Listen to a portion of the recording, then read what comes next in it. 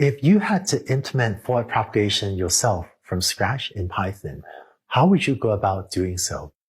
In addition to gaining intuition about what's really going on in libraries like TensorFlow and PyTorch, if ever someday you decide you want to build something even better than TensorFlow and PyTorch, maybe now you'd have a better idea how.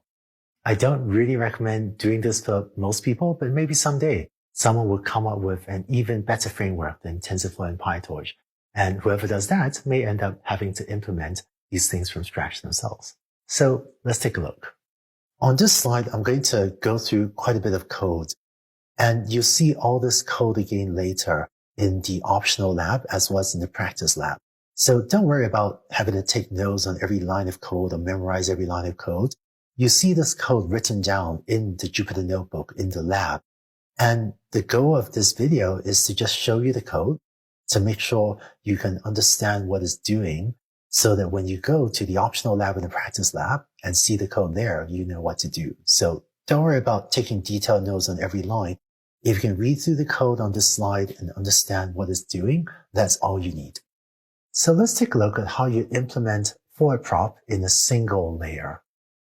We're going to continue using the coffee roasting model shown here.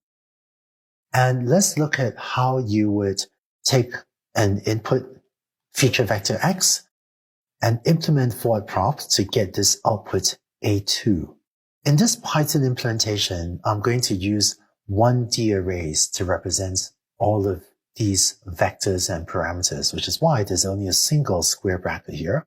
This is a 1D array in Python rather than a 2D matrix, which is what we had when we had double square brackets. So the first value you need to compute is A superscript square bracket 1 subscript 1, which is the first activation value of A1, and that's G of this expression over here. So I'm going to use the convention on this slide that a term like W21, I'm going to represent as a variable W2 and then subscript 1. This underscore 1 denotes subscript 1. So W2 means W superscript 2 in square brackets and then subscript 1. So to compute A11, we have parameters W11 and B11, which are, say, 1, 2 and -1. You would then compute Z11 as the dot product between that parameter W11 and the input X and add it to B11. And then finally, A11 is equal to G, the sigmoid function, applied to Z11. Next, let's go on to compute A12, which again, by the convention I described here, is going to be A12 written like that. So similar as what we did on the left, W12 is your two parameters, -3, 4. B12 is the term B12 over there. So you compute Z as this term in the middle and then apply the sigmoid function, and then you end up with A12. And finally, you do the same thing to compute A13. Now you've computed these three values, A11, A12, and A13, and we'd like to take these three numbers and group them together into an array to give you A1 up here, which is the output of the first layer.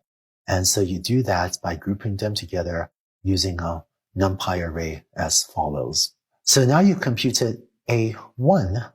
Let's implement the second layer as well to compute the output A2.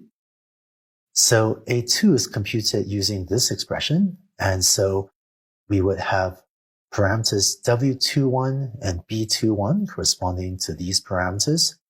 And then you would compute Z as the dot product between W21 and A1 and add B21 and then apply the sigmoid function to get A21. And that's it. That's how you implement forward prop using just Python and NumPy. Now, there are a lot of expressions in this page of code that you just saw.